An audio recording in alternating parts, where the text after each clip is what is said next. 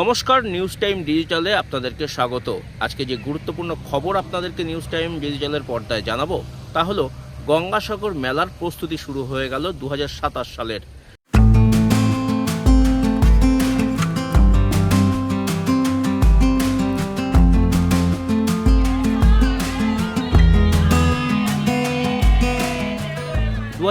সালের গঙ্গাসাগর মেলা থেকেই জাতীয় মেলা হিসাবে এটাকে ঘোষণা করা হবে, তেমনটাই এক প্রকার সিদ্ধান্ত হয়ে রয়েছে।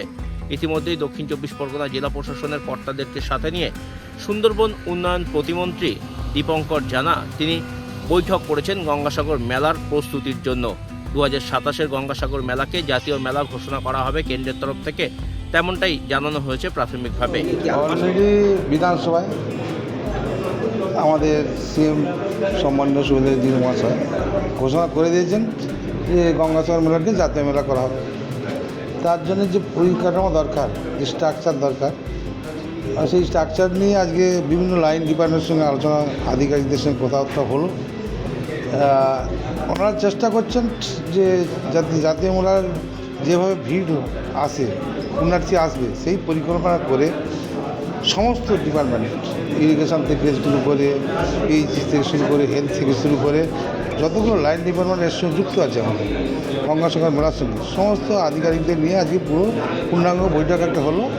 আগামী দিনে সে সব পুরো কাজগুলো কীভাবে করবো সেই নিয়ে সংক্রান্ত নিয়ে আমাদের পুরো একটা ব্লু প্রিন্ট তৈরি করা হলো।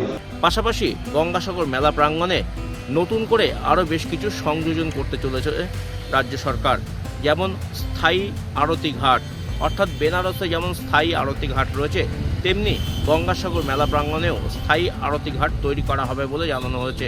এরপরে পার্মানেন্ট স্ট্রাকচার করার জন্য এবং সন্ধ্যা আরতি পার ডে করার জন্য, এবং শুধু ওটা নয়, কচুপাড়া এবং আমাদের লট নম্বর 8-এর ঘাটে যে মহালয়ের যে একটা তর্পণ করা, মানে যাতে একটা সুন্দর মেলা, যে গঙ্গাসাগর পবিত্র স্থান, সেটা যেমন আমরা বেনারসকে দেখেছি, বেনারসে আমরা যাই, সেখানে গিয়ে আমরা সন্ধ্যা আরতির জন্য নৌকায় করে, বোটে করে আমরা সন্ধ্যা আরতি দেখি। সেখানেও এটা সেই টাইপের গঙ্গাসাগর মেলাকে গড়ে তোলার জন্য আমরা অনুরোধ করি। সেই ঘাট তৈরির পাশাপাশি গঙ্গাসাগর মেলা প্রাঙ্গণকে আরও সুন্দরভাবে সাজিয়ে তোলা হবে।